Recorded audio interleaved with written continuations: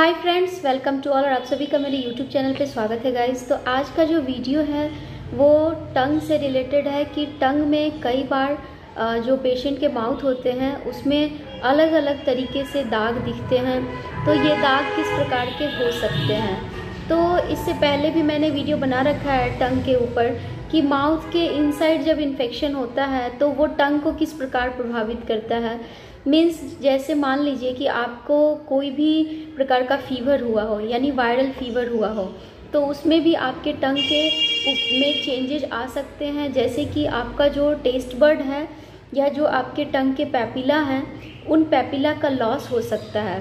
तो इसके अलग अलग कारण होते हैं।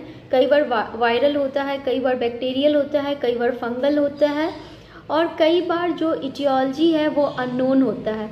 मीन्स उसका आपको कुछ भी पता नहीं चल रहा है कि आखिर ये जो टंग है उसमें जो चेंजेस है वो क्यों हो रहा है। तो आज की जो प्रॉब्लम है मैं इसी पे बात करूँगी कि जब आपको इटियोलॉजी नहीं समझ में आ रहा हो कि ऐसा आपके मुंह के अंदर क्यों बदलाव हो रहा है। इवन आप गुटखा, तंबाकू या फिर किसी भी प्रकार का जो टोबैको प्रोडक्ट है या अल्कोहल कंज्यूम नहीं करते हैं, फिर भी आपको टंग में प्रॉब्लम हो रही है। और जैसा मैंने बताया कि कोई भी प्रकार का आपको फीवर नहीं हुआ है या फिर कोई भी प्रकार का इन्फेक्शन बैक्टीरियल, वायरल या फंगल नहीं हुआ है, तो भी जो टंग में है कई बार दाग बन जाते हैं। और ये दाग किस प्रकार से होते हैं, तो अभी जैसा कि आप फोटो देख रहे हैं, तो यहाँ पे आप देखेंगे कि एक पेशेंट के मुंह के अंदर जो है वो टंग में बदलाव दिख रहा है। मीन्स यहाँ पे जो है जो टंग में रेडनेस है, जो एरिथमेटस एरिया जिसको हम लोग कहते हैं, यानी कि रेडनेस, तो जो रेड एरिया है, रेड पैच है, वो क्लियरली विजिबल है। और पेशेंट जो है किसी भी हैबिट से ग्रसित नहीं है। तो ऐसा क्यों है, तो ये चीज़ मैं बता दूं कि ये जो पेशेंट है इनका जो टंग है जिसमें कि आप देख रहे हैं कि एरिथमेटस पैच है, वो किसी खास समय के लिए ही इस एरिया में है। मीन्स 1 वीक और 2 वीक के बाद ये एरिया खुद ब खुद हील हो जाता है और दूसरे एरिया में जो है टंग पे जो है इस तरह का एरिथमेटस पैच बनता है। तो ये जो पैच है जो कि एक लोकेशन से दूसरे लोकेशन पे जाता है और इस प्रकार से वो खुद से सेल्फ हील होता है और वो फिर ठीक हो जाता है पेशेंट का। लेकिन पेशेंट इससे कंसर्न इसलिए होते हैं कि उन्हें कई बार डिफ़िकल्टी होती है। जैसे डिफ़िकल्टी पे मैं बात करूँ तो इसमें आपको बर्निंग सेंसेशन हो सकता है, या फिर जैसे कि थोड़ा बहुत नमक या तीखा खाने से आपको हल्का सा बर्निंग हो सकता है। ये लाइकेन प्लैनस वाली बर्निंग नहीं होगी, मीन्स बहुत ज़्यादा सीवियर बर्निंग नहीं होगी, बट हल्का सा आपको लग सकता है, पेन हो सकता है, आपका टेस्ट सेंसेशन अल्टर्ड हो सकता है। तो इस प्रकार की जो समस्या है इस तरह के बीमारी में होती है। और इस बीमारी का क्या नाम है वो मैं अभी बता रही हूँ। तो इस बीमारी को हम लोग कहते हैं बेनाइन माइग्रेटरी ग्लोसाइटिस, या फिर हम लोग इसे जियोग्राफिक टंग कहते हैं। मीन्स जियोग्राफिक मीन्स इसलिए इसका नाम है क्योंकि ये अलग अलग जियोग्राफिकल एरिया बनाता है। मीन्स एक ही जगह पे ये प्रेजेंट नहीं रहता है। कई बार हो सकता है आपके इंटीरियर डॉर्सम सरफेस पे हो, कई बार हो सकता है मिड डॉर्सम सरफेस पे हो, बट मोस्टली ये dorsum surface of the tongue पे ही ये प्रेजेंट होता है। तो इस तरह का जो चेंज है geographical area means different shape and size का ये एरिया टंग पे बनाता है।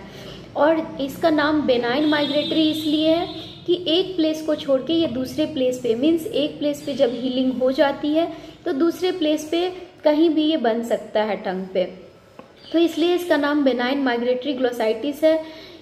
तो इस बीमारी का मुख्यतः क्या होता है, इस बीमारी में जो आपके जो टेस्ट बर्ड है, जो dorsum surface of the tongue पे प्रेजेंट होते हैं टेस्ट बर्ड, तो वहाँ से जो है आपके पैपिला जो होते हैं उसका नुकसान होता है। मीन्स वो लॉस हो जाते हैं। तो मोस्ट ऑफ द टाइम जो फीली फॉर्म पैपिला है, फंजी फॉर्म पैपिला है, उसी का नुकसान ज़्यादा होता है। तो यहाँ पे जो मोस्ट प्रोमिनेंट फीचर होता है एरिथमेटस एरिया।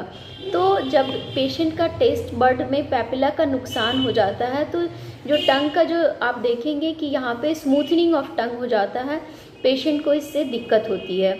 और पेशेंट मेंटली भी इससे परेशान रहते हैं।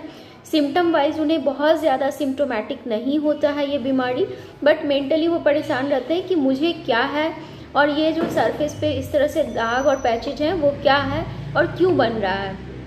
तो इसके लिए जो है इटियोलॉजी कोई फैक्टर एज सच है नहीं, बट कुछ रिसर्च है जिसमें कि ये बात सामने है। जैसे कि मैं अभी एक बुक का स्क्रीनशॉट शेयर कर रही हूँ यहाँ पे, तो उसमें दिया मतलब इस तरह से है कि किसी भी पर्सन में जिसमें कि एटॉपिक डिजीज़ हो, एटॉपिक मीन्स ऐसे पर्सन जिनको एलर्जिक कंडीशन डेवलप हो बॉडी के अंदर, जैसे कि सीरम IgE का बढ़ना। तो ये जो सीरम IgE है अगर आपके बॉडी में अगर ज़्यादा मात्रा में प्रेजेंट है तो इस तरह से जो चेंजेज हैं वो IgE के कारण रिस्पॉन्ड कर सकता है। तो यहाँ पे मैं यही बताना चाहती हूँ कि जो IgE है वो ऐसे पेशेंट में बढ़ा हो सकता है।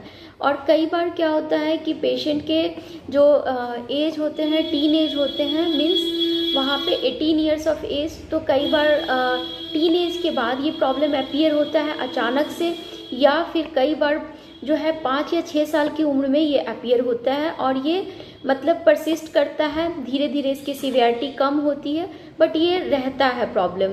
और इस तरह के पेशेंट में जो है आप इसको कंक्लूड करना बड़ा मुश्किल है कि किस कारण से ऐसा है।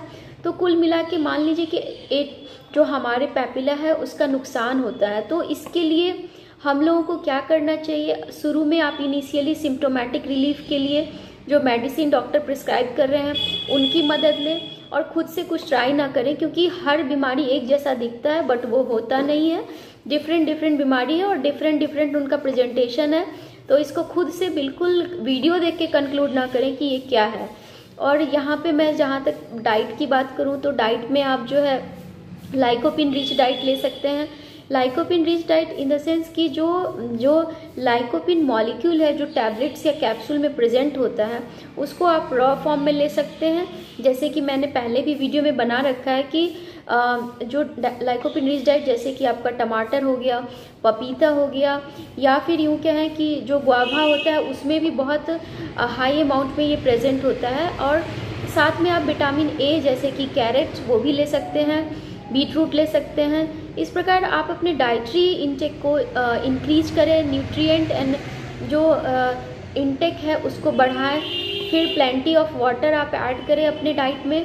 इसके अलावा जो है अगर ये प्रॉब्लम से आपको परेशानी हो रहा है, मीन्स सिम्टम्स एसोसिएटेड ये प्रॉब्लम है, मीन्स अगर आपको बर्निंग सेंसेशन है, अगर आपको लगता है कि मेरे टंग में पेन है, तो आप डॉक्टर से मिलें, क्योंकि सिर्फ न्यूट्रिएंट सपोर्ट काफ़ी नहीं होता है।